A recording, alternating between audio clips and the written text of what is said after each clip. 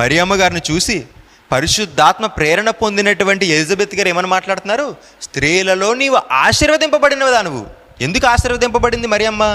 ఎందుకంటే లోకాన్ని కలిగించిన, లోకానికే రక్షకుడైన, లోకానికే విమోచకుడైన, తరతరాల నుంచి ఎవరి కోసమైతే ఎదురు చూస్తున్నారో, అబ్రహాము ఎవరి కోసం ఎదురు చూశాడో, ఇస్సాకు ఎవరి కోసం ఎదురు చూశాడో, యాకోబు ఎవరి కోసం ఎదురు చూశాడో, ఇజ్రాయేలీలందరూ ఎవరి కోసం ఎదురు చూశారో, ఈ లోక విమోచన అంతా ఎవరి ద్వారా కలుగుతుంది కలుగుతుంది కలుగుతుంది అని అందరూ ఎదురు చూశారో, అంత గొప్ప మహానుభావుని, రక్షకునికి జన్మనిచ్చేటువంటి తల్లి ఎవరో?